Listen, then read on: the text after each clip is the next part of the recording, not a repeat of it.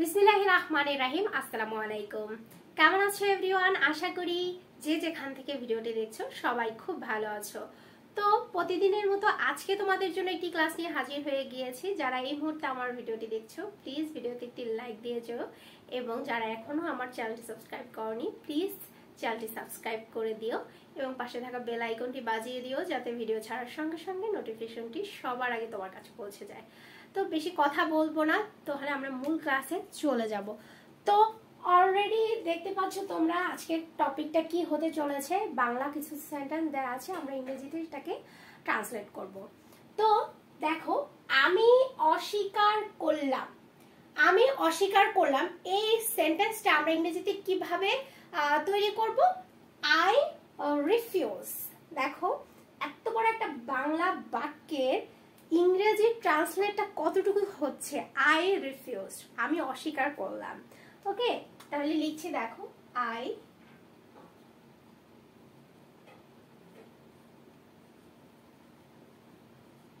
Refused. ওকে, আমি অস্বীকার করলাম। দেন রয়েছে আমি বুঝতে পেরেছি, আমি বুঝতে পেরেছি। এটা আমরা ইংরেজিতে কিভাবে বলতে পারি? I see, I see. Okay, এটা আমরা শর্ট ভাবে বলবো কি? I C. খুব ইজি, তাই না? আই সি, আমি বুঝতে পেরেছি। দেন হচ্ছে আমি ভালো আছি। এটা আমরা তো খুব কেমন আছো, ভালো আছি, কিভাবে আমরা কমিউনিকেশনটা করি? I am fine, I am fine, আমি ভালো আছি। ওকে, আই এম ফাইন। দেখো, I am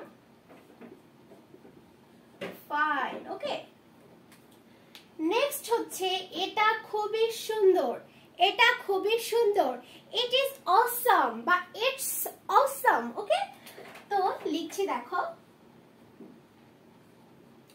it is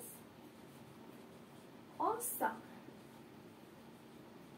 okay, next বাক্য হচ্ছে এটা অনেক বেশি, এটা অনেক বেশি। It is too much, it is too much, এটা অনেক বেশি।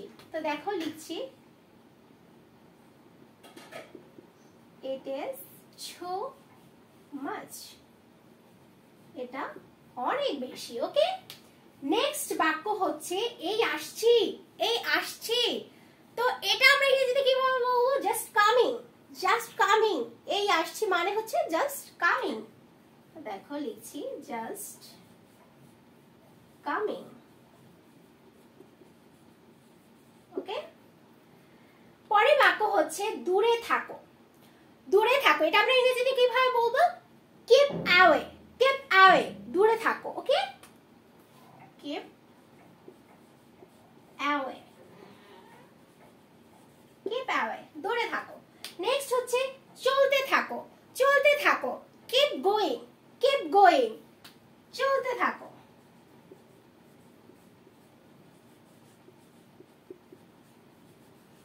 ওকে, নেক্সট হচ্ছে যোগাযোগ রেখো। এটা আমরা ইংরেজিতে কি বলবো? Keep in touch, keep in touch, যোগাযোগ রেখো।